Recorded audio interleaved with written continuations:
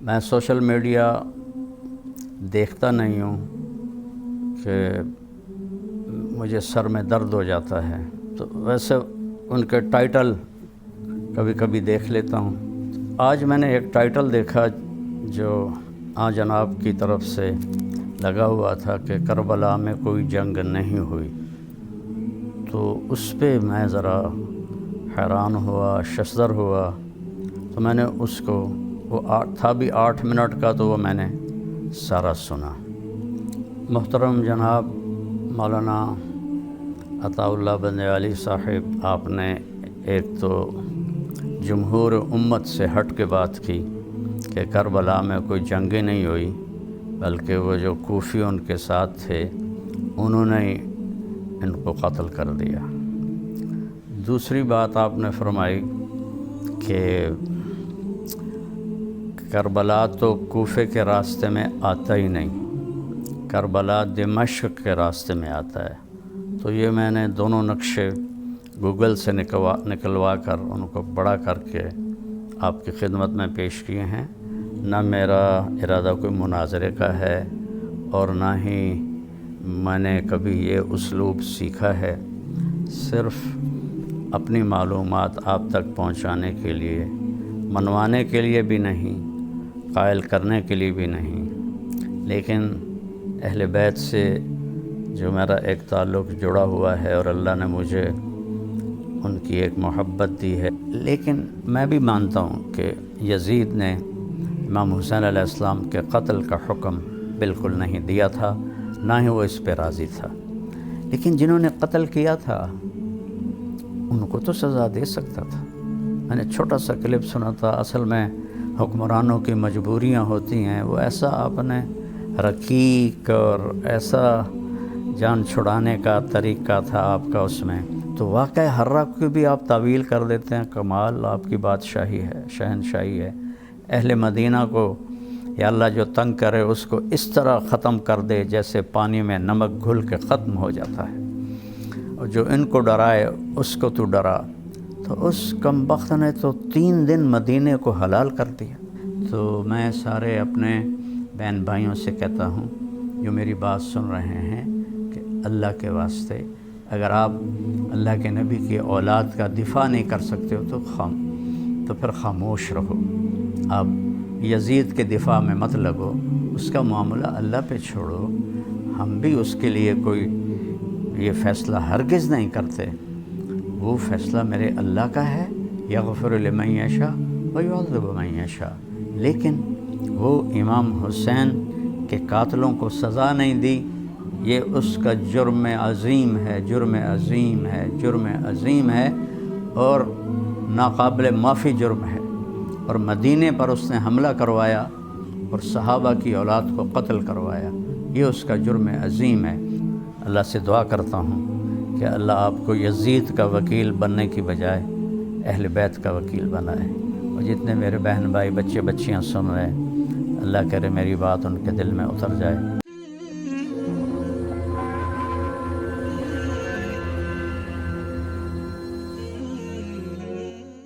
السلام علیکم ورحمۃ اللہ وبرکاتہ۔ بسم اللہ الرحمن الرحیم، والصلاة والسلام علی سیدنا و مولانا محمد وعلی آلہ و اصحابہ اجمعین، اما بعد۔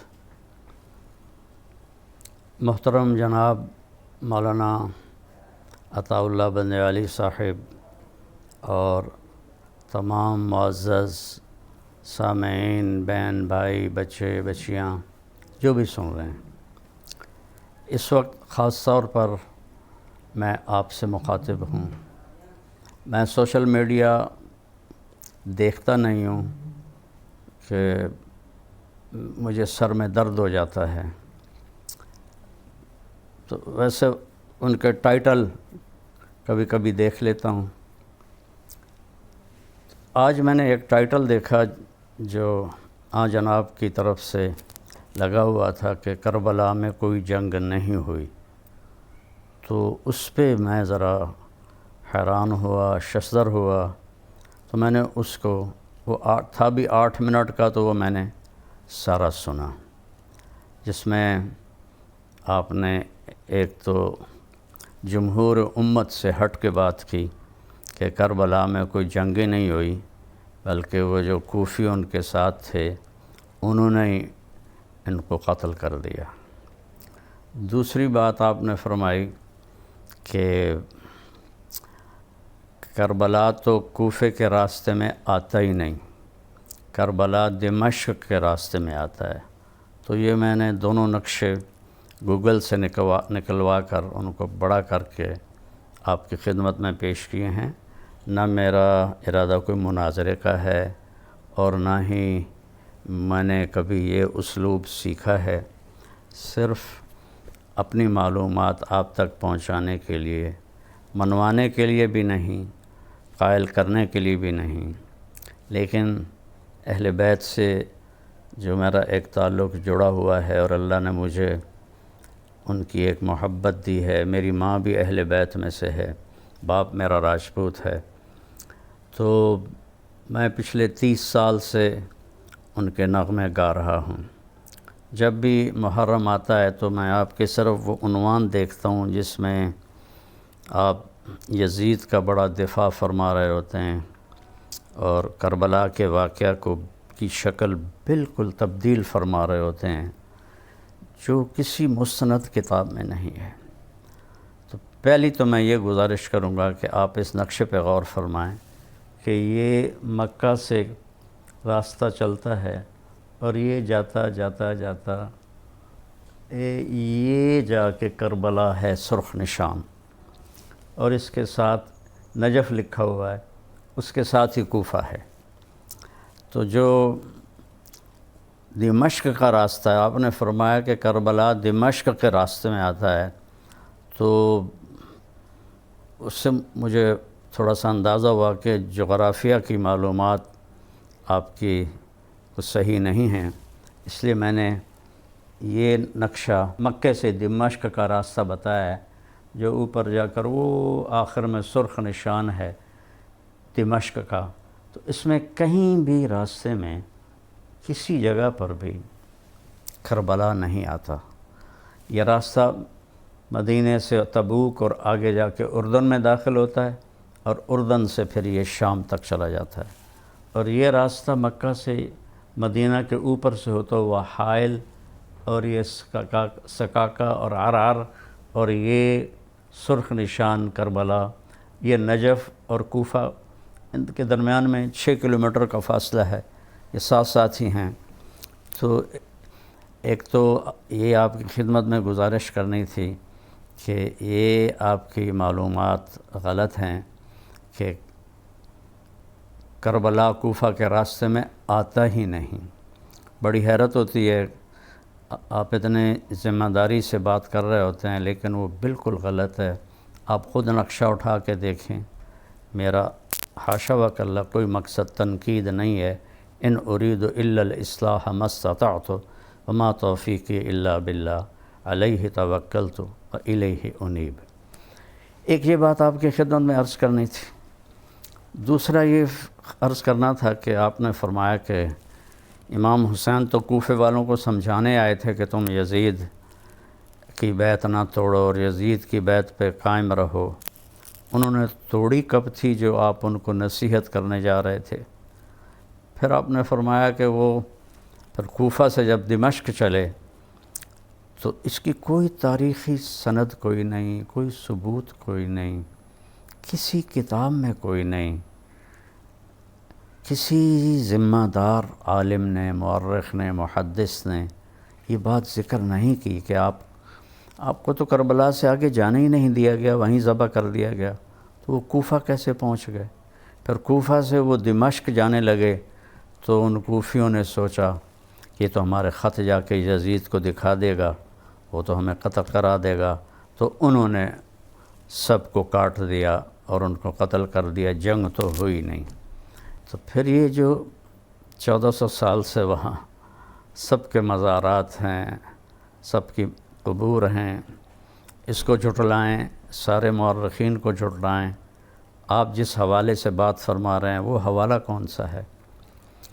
پھر اگلی بات آپ فرماتے ہیں کہ یہ واقعہ کربلا ابو مخنف لوط بن یحییٰ کی ساری داستان ہے، اور وہ کذاب ہے، میں بھی کہتا ہوں کذاب ہے، متروک ہے۔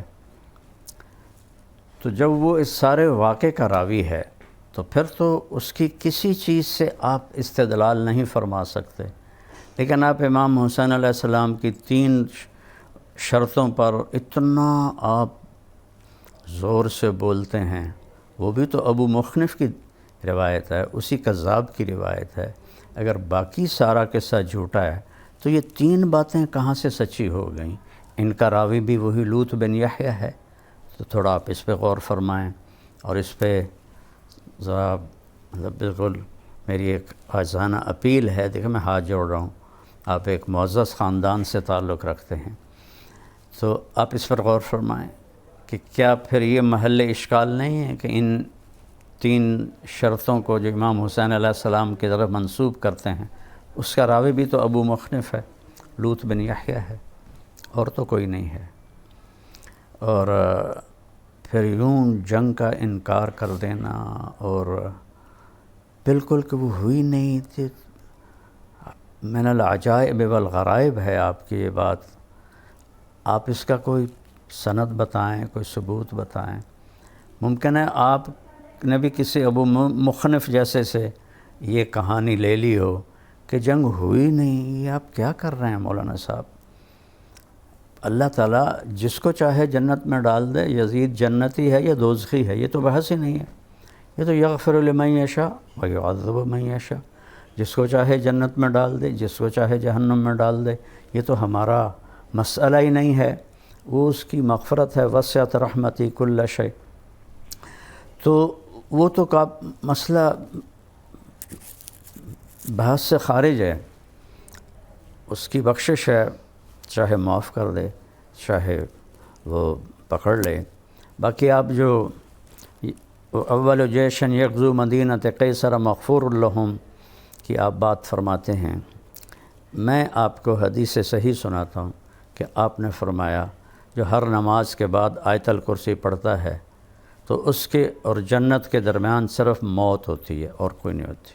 اب ایک آدمی 5 وقت نماز پڑھتا ہے، ہر نماز کے بعد آیت الکرسی پڑھتا ہے، کام اس کا حرام ہے، سود وہ کھاتا ہے، زنا وہ کرتا ہے، شراب وہ پیتا ہے، جھوٹ وہ بولتا ہے، تو کیا اس حدیث کے مطابق وہ جنت میں جا سکتا ہے؟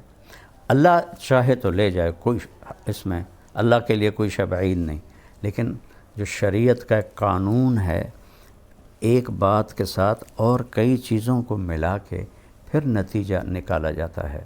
تو آپ نے یزید کے بارے میں کہا کہ وہ اس کا امیر تھا لشکر کا، لیکن میں بھی مانتا ہوں کہ یزید نے امام حسین علیہ السلام کے قتل کا حکم بالکل نہیں دیا تھا، نہ ہی وہ اس پہ راضی تھا، لیکن جنہوں نے قتل کیا تھا ان کو تو سزا دے سکتا تھا۔ میں نے چھوٹا سا کلپ سنا تھا، اصل میں حکمرانوں کی مجبوریاں ہوتی ہیں، وہ ایسا آپ نے رقیق اور ایسا جان چھڑانے کا طریقہ تھا آپ کا اس میں، وہ اصل میں بادشاہوں کی کچھ کمزوریاں ہوتی ہیں، کچھ مجبوریاں ہوتی ہیں۔ اہل بیت کے قاتلین کو قتل نہ کرنے میں کیا مجبوری تھی؟ یزید تو کوئی 90 لاکھ مربع میل پر حکومت کرتا تھا، اور 3-4 ہزار کو قتل کروانا، اور ابن زیاد کو، عمر بن سعد کو قتل کروانا، اس کے لیے کیا مشکل تھا؟ 3 بر اعظم پر اس کی حکومت تھی۔ تو اس میں وہ قصوروار ہے، مجرم ہے، میں اس کے جہنمی ہونے کا فیصلہ نہیں کر رہا ہوں۔ وہ اللہ ہے، جس کو چاہے جنت دے، جس کو چاہے جہنم دے، اس میں ہمارا کوئی دعویٰ نہیں ہے۔ پھر جو واقعہ آپ اس کا بھی انکار کرتے ہیں، کیسی عجیب بات ہے، ہنسی آتی ہے کہ لگتا ہے تاریخ آپ نے پڑھی کوئی نہیں ہے۔ میں تاریخ کا طالب علم ہوں، میں 40 سال سے تاریخ پڑھ رہا ہوں۔ جب میں اسکول پڑھتا تھا میں نے وہاں سے تاریخ شروع کی تھی، پھر عربی کی تاریخ ساری اللہ نے مجھے پڑھنے کی توفیق دی۔ تو واقعہ حرہ کو بھی آپ تعویل کر دیتے ہیں، کمال آپ کی بادشاہی ہے، شہنشاہی ہے۔ اہل مدینہ کو یا اللہ جو تنگ کرے اس کو اس طرح ختم کر دے جیسے پانی میں نمک گھل کے ختم ہو جاتا ہے، اور جو ان کو ڈرائے اس کو تو ڈرا۔ تو تو اس کم بخت نے تو 3 دن مدینے کو حلال کر دیا. اور مسلم بن عقبہ مرری، اس خبیث نے صحابہ کی اولاد کو قتل کیا، صحابہ کو قتل کیا. ساری بڑی کہ اس واقعہ حرہ تو ابو مخنف نے بیان نہیں کیا، واقعہ حرہ تو لوط بن یحییٰ نے بیان نہیں کیا، واقعہ حرہ تو محدثین نے، مورخین نے بیان کیا. آپ اس میں بھی ڈنڈی مار جاتے ہیں اور تعویل کر جاتے ہیں. کتنے بڑے صحابہ اس نے قتل کیے اور کتنے صحابہ کی اولاد قتل. آج تک وہاں جنت البقیع میں حرہ کے شہداء کی جگہ بنی پڑی ہے، جو صدیوں سے اس بات کا ثبوت دے رہی ہے. باقی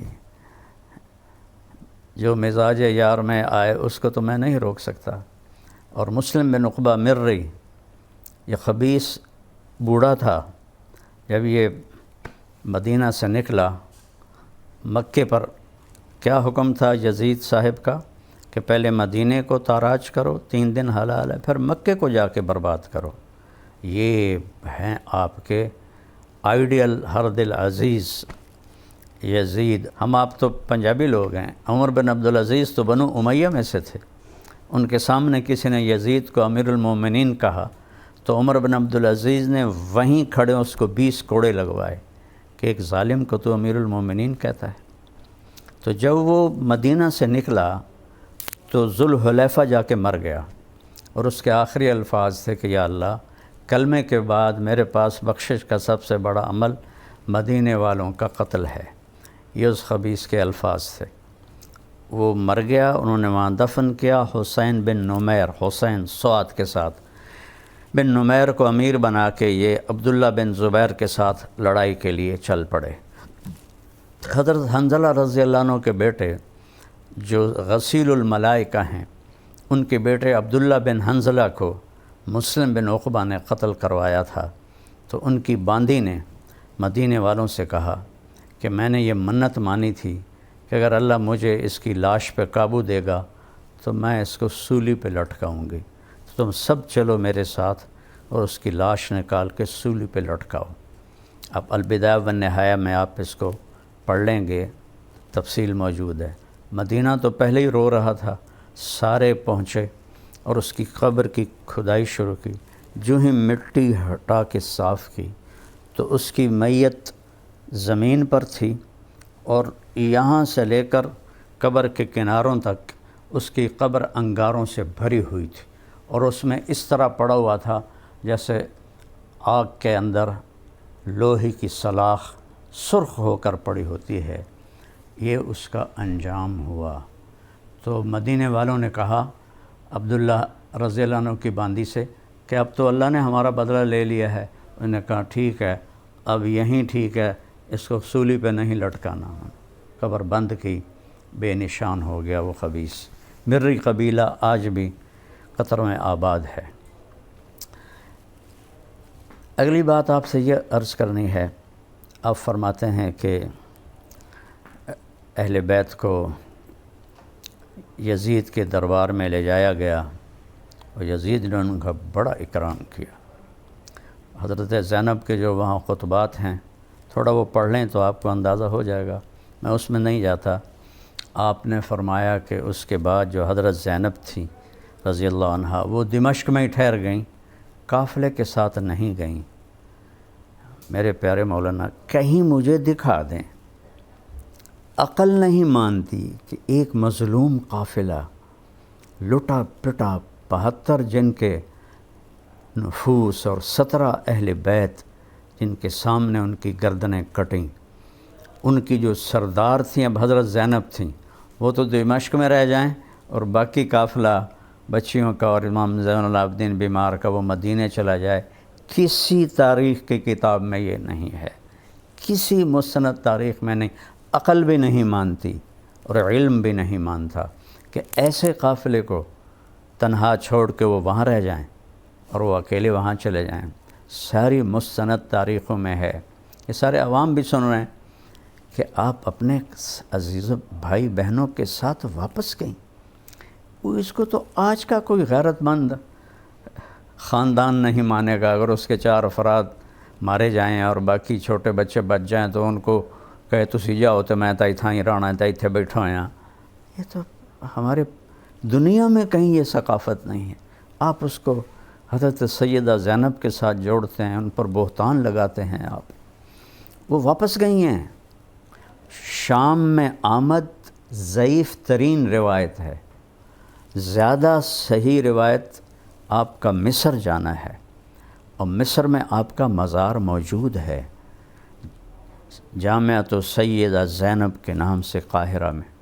اور پھر صدیوں بعد یہاں بھی مزار بنا.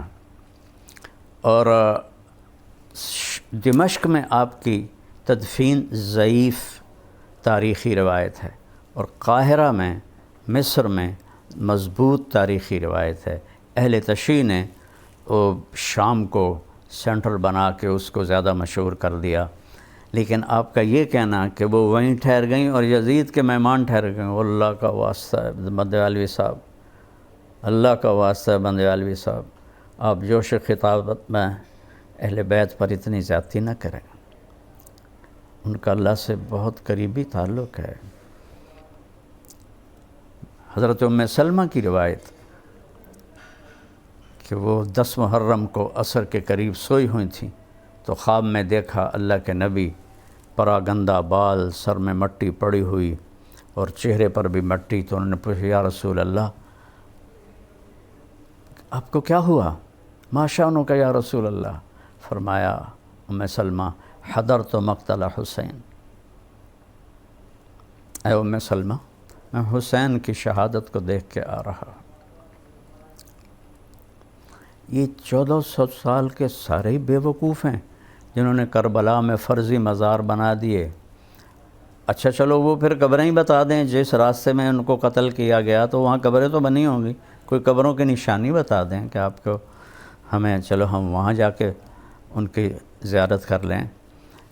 تو یعنی اتنی خلق کو جھٹلا کے اور ایک اتنی رقیق اور ہلکی بات کرنا، یہ کسی بڑے عالم کو زیب نہیں دیتا. حضرت صاحب میں اللہ کی قسم نہ مناظرہ ہے نہ ہی آپ کو منانا ہے، لیکن آپ حدود سے اتنا تجاوز کر گئے ہیں جس کی وجہ سے مجھے یہ ڈر ڈر کے بولنا پڑ رہا ہے کہ اتنا آگے نہ بڑھیں کہ اہل بیت کی شان کو آپ گھٹائیں. اور ایک فاسق و فاجر جس کو اس کا اپنا رشتہ دار عمر بن عبدالعزیز 20 کوڑے مروائے کہ تو نے یزید کو امیر المومنین کیوں کہا ہے. باقی جنت دوزخ کا فیصلہ اللہ نے کرنا ہے. یا بنی اسرائیل کے 100 آدمیوں کے قاتل کو معاف کر دیا، اس کو طوائف کو پیاسے کتے کو پانی پلانے پر معاف کر دیا، تو اس کی مغفرت تو ایک اور چیز ہے. لیکن حقائق پر میں آپ کے ساتھ تھوڑی بات کرنے کی ضرورت کی ہے، چونکہ میں نے یہ پہلی دفعہ سنا. آج میں وہاں سے گاؤں سے اپنے فیصل آباد آ رہا تھا تو راستے میں نے ایسے ہی کھولا تو کربلا میں کوئی جنگ نہیں ہوئی، تو میرا میٹر گھوم گیا کہ یہ کیا کہہ رہے ہیں، کیا فرما رہے ہیں. 14 صدی کی تاریخ کو جھٹلا رہے ہیں، اور سارے کروڑوں لوگ وہ اندھے بھی ہیں، بے وقوف بھی ہیں، ان پڑھ بھی ہیں، اور صرف آپ کے پاس سے ہے یہ روایت ہے. تو اب ان امام حسین کی 3 شرطوں کو کیوں دلیل بناتے ہیں؟ وہ تو ابو مخنف کی روایت ہے، لوط بن یحییٰ جس کو آپ پہلے کذاب کہتے ہیں، پھر اسی کی آپ لے کر اور آگے لوگوں کو بندیالوی یوں کہہ رہا ہے اور بندیالوی یوں کہہ رہا ہے. ایسے بڑے بول سے بچنا چاہیے. اللہ کو عاجزی پسند ہے، اللہ کو عجب پسند نہیں ہے. تو سیدہ زینب کا یزید کے پاس مہمان بن کے ٹھہرنا، یار حیرت کی بات ہے. یہ ہو سکتا ہے؟ یہ کیسے ممکن ہے کہ وہ یزید کی مہمان بن گئیں؟ اور یزید تو کم وقت اس کی 64 ہجری میں مر گیا، 61 میں وہ بنا تھا 60 میں، اور 64 میں مر گیا 37 سال کی عمر میں. تو حضرت سیدہ زینب تو بہت بعد تک وہاں رہی ہیں، اگر رہی ہیں. اصل صحیح روایت مصر کی ہے، یہ شام کی روایت اہل تشیع کی ہے. تو لہٰذا بس یہ چند گزارشات تھیں. آپ برائے مہربانی جس کو اونچا کریں، جس کو نیچا کریں، آپ کو اختیار ہے. لیکن یہ جو آپ کا تقابل ہے کہ کربلا میں جنگ کوئی نہیں ہوئی اور پانی بند نہیں کیا گیا اور وہ اندر ہی جو ملے ہوئے تھے انہوں نے قتل کر دیا۔ بھلا آدمی بات کرنے سے پہلے سوچے تو صحیح کہ کیا عقل بھی اس کو ماننے کے لیے تیار ہے؟ کوفہ تو وہ گئے ہی نہیں، کوفہ سے دمشق جا رہے تھے، اور یہ میں نے دمشق کا نقشہ نقل کیا، مکے سے دمشق کے راستے میں کہیں کربلا آتا نہیں، اور آپ نے فرمایا ہے کہ دمشق جاتے ہوئے کربلا آتا ہے، کوفہ جاتے ہوئے کربلا نہیں آتا۔ تو میں سارے اپنے بہن بھائیوں سے کہتا ہوں جو میری بات سن رہے ہیں کہ اللہ کے واسطے اگر آپ اللہ کے نبی کی اولاد کا دفاع نہیں کر سکتے ہو تو پھر خاموش رہو، آپ یزید کے دفاع میں مت لگو، اس کا معاملہ اللہ پہ چھوڑو۔ ہم بھی اس کے لیے کوئی یہ فیصلہ ہرگز نہیں کرتے، وہ فیصلہ میرے اللہ کا ہے، یغفر لمن یشاء ویعذب من یشاء، لیکن وہ امام حسین کے قاتلوں کو سزا نہیں دی، یہ اس کا جرم عظیم ہے، جرم عظیم ہے، جرم عظیم ہے، اور ناقابل معافی جرم ہے، اور مدینے پر اس نے حملہ کروایا اور صحابہ کی اولاد کو قتل کروایا، یہ اس کا جرم عظیم ہے۔ پھر وہ لشکر مکے پہنچا یزید کے حکم پر، حسین بن نمیر کی قیادت میں، وہ وہاں جا کے انہوں نے جب وہ مکے کا محاصرہ کیا تو خبر آ گئی کہ یزید مر گیا ہے، تو حضرت عبداللہ بن زبیر نے کہا کہ حسین بن نمیر سے مات طاغیتکم، تمہارا طاغیہ، تمہارا فرعون مر گیا ہے، یہ عبداللہ بن زبیر کے الفاظ ہیں۔ تو میں نے جو کچھ کہا ہے بہت احتیاط سے کہا ہے، پھر بھی اگر اس میں آپ کی شان میں کوئی گستاخی ہوئی ہو، یہ میں سب کے سامنے آپ سے ہاتھ جوڑ کے معافی مانگتا ہوں، میرا مطلب آپ کی دل آزاری نہیں ہے۔ اللہ سے دعا کرتا ہوں کہ اللہ آپ کو یزید کا وکیل بننے کی بجائے اہل بیت کا وکیل بنائے، اور جتنے میرے بہن بھائی بچے بچیاں سن رہے ہیں، اللہ کرے میری بات ان کے دل میں اتر جائے۔